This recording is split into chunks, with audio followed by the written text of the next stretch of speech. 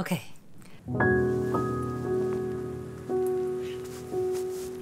I decided to sit down and make a dedicated video about this topic since I have been getting so many questions about it ever since I shared a little bit of my hair story on my Instagram account. If you're not following me there, be sure to head on over and follow me to stay up to date on the latest. So let's start from the very beginning. I have never had the best hair. I've always struggled with dandruff for most of my life. It comes and it goes, and I never really properly treated it. I would use Head and Shoulders for a while, sometimes Nizoral, and it would go away. But then whenever I'd get really stressed out, it would come back. Finally, I decided to talk to my dermatologist about this because I don't know why I didn't think about it sooner, but your scalp is an extension of your skin, so obviously it's all connected and you can ask your derm about it. So I asked her and she explained that dandruff is caused by a fungus that lives on your scalp. And some people are just more sensitive to it than others. So everyone has it, but if you have a sensitivity to it, then you're more likely to react to it, which causes the itchiness and the excessive production of oil and the flaking, etc., etc. So she put me on a medicated shampoo and I've been using that for a couple of weeks and the dandruff completely cleared up. So that was great. I thought that was like problem fixed. But after addressing that issue, that's when I noticed a more distressing problem. I started to notice that the hair on the top of my head was getting thinner and thinner. Because I film myself a lot, and especially for the art videos, I film a lot of overhead shots, I could really see the top of my head and I could see that the hair there was getting thinner and thinner. And I did a little research online and I found out that dandruff can actually cause hair loss. So that's because the follicle, the pore on your scalp where the hair comes out, so the follicle gets clogged with oil, and because of that the hair can't grow, so that can cause hair thinning. So I was like really worried about this. I was hoping that since I cleared up the whole dandruff thing, then maybe the hair would just grow back. But then my sister suggested that maybe I should just go to Svensson because she knows a lot of people who have been there and swear by their results. So I was desperate and decided to just go for it. On March 7, I went in for a consultation with Svensson. We talked about my lifestyle, my concerns, my whole history. It was like a very cathartic therapy session with someone, just like talking about everything that I've ever had, every thought that I've ever had concerning my hair. So I was almost certain that the hair loss was being caused by the dandruff that I had experienced and the problem that I had already fixed. But the trichologist I spoke to at Svensson pointed out that for women, hair loss is usually caused by hormonal changes or stress. And throughout the course of our little talk, I had mentioned that I have polycystic ovarian syndrome. So she said that was most likely what was causing my problems and not my dandruff issue. And I talked to my dermatologist afterwards about this, and she also thinks that that was most likely the cause of the hair thinning. So they took a look at my scalp under a microscope. It's this device that magnifies your scalp like 100 times. It's really fun to look at, but also kind of gross to see it up close. Anyway, so number one, how oily my scalp was despite having just washed my hair the night before my appointment. Number two, you could see how the follicles were still clogged with oil and like I guess dandruff flakes, even though I wasn't seeing any flakes anymore or experiencing any itchiness. And number three, you could see how some follicles had really healthy like strands of hair, several strands of hair growing out of them and really thick and healthy looking, but then like the follicle right next to it would have like one or two really anemic looking strands of hair. So that's what the thinning looks like up close. From there, they decided on a treatment for me. So they couldn't address my PCOS, obviously, because that's not their area. That's something that I would have to work on separately.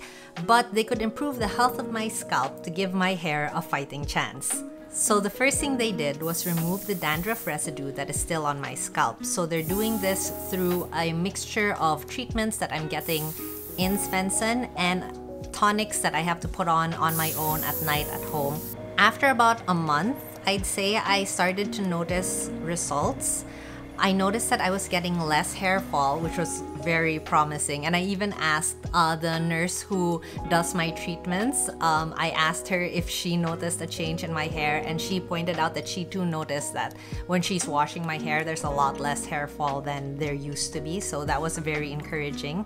During the first day ni Ma'am Jacqueline here, there are lots of falling hair. But now, I see na lang 1, 2 falling hair, especially inika. Comb na ko niya, wala na siya madala. Then they checked on my scalp again, and they could see that there was some improvements. We are checking imuhang follicles, how it looks up close, ang current status niya, the number of strands, and ang cleanliness also. Very open imuhang follicles. Okay. I think it looks promising. So in addition to the cleansing treatment, they introduced a bio-scalp treatment, and they blast my scalp with the red and blue LED lights for about 20 minutes. And I was really excited about this because before all of this, I watched Emmy Wong's video. Emmy Wong is also another YouTuber, and she talked about her hair loss story, and this is something that she swore by, so I was really excited to do it myself. So that's what I've been doing for the last couple of weeks, and now they feel confident enough in the health of my scalp that they feel we can move forward with the regenerative treatment, so I'm really excited about that. Aside from their treatments, I've also been making several lifestyle changes to address my PCOS. Since the hair loss is a symptom of PCOS, my thinking is, if I fix the problem, then the symptom will go away. The thing about PCOS is you're more prone to being insulin resistant if you have it, which is why a lot of women with PCOS eventually develop diabetes. A common treatment for women with PCOS is to take metformin. I took metformin for a while and I had a really hard time with it. But recently, I read about this study that shows that a vitamin B derivative called myo-inositol has been very helpful for women with polycystic ovarian syndromes, particularly when paired with a low-carb or a keto diet. And since I've been doing that, I've found that my mood is better and I've been sleeping better. But the last time I had my period, I also noticed that I had virtually no PMS symptoms, which is very unusual for me. Of course, this is all subjective and my personal experience. If you are suffering from PCOS and want to try this for yourself, then please ask your doctor, do your own research, and see if it's something that would suit your lifestyle as well. So that's diet and supplements. And finally, for most of my life outside of college, my main source of exercise has been to do yoga. Recently, however, I've been doing more strength training and HIIT exercises. And I was surprised to see how much this helped regulate my periods. So it turns out there are studies as well that show that strength training is very effective for people with insulin resistance and type 2 diabetes. Something about when you're building muscle, then your body is using the sugar in your body to create that muscle. Something like that. I don't really know. I'm not a scientist. Once again, this is all like just research and reading and trying it out and seeing what works for me, right?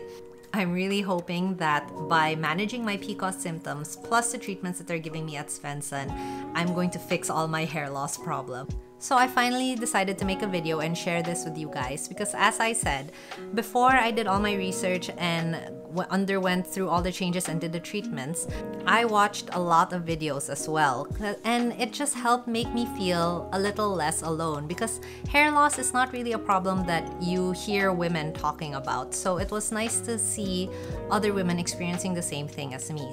With you guys in mind, the last time I posted about being in Svensson, I asked you for hair-related questions so I could ask the experts over there for their answers, their take on things. So I'm going to play you that clip now. Well, pagagawang na lang. Alright. I'm back at Svensson. So the last time I was here, I asked you guys to send me your questions so I could pass it along to the experts. This is Jan. She takes care of me here. So I'm going to ask her a few of your questions. So number one, would you advise washing your hair every day, or does that actually damage your hair? Recommendable, John, na every day we're going to wash. Yeah. So, because every day we're going to release oil man, John. If you're going to wash it every day, at least wash off si excess na oil. The oil Yeah. and then the dirt. Especially if you have excessive oil. Yes. There will be compilation of oil dust. So, it will damage eventually sa scalp ninyo.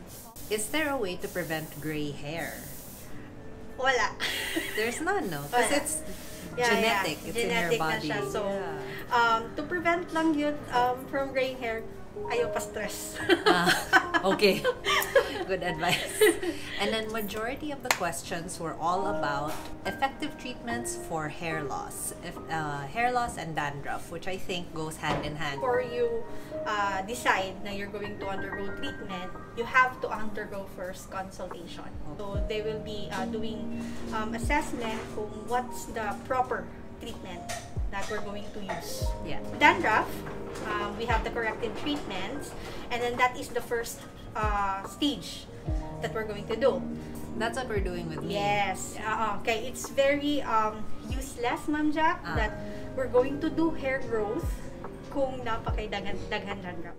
If this video was helpful for you, then please let me know. Leave me a note in the comments down below. And if you are interested in continuing on with me on my hair journey, then let me know and I will make a part 2 video talking about whether or not all of these treatments were effective at all, and just taking you through the rest of my journey down the line.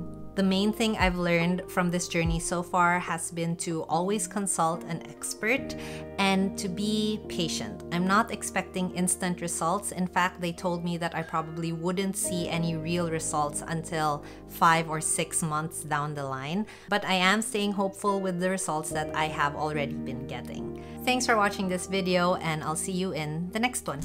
Bye!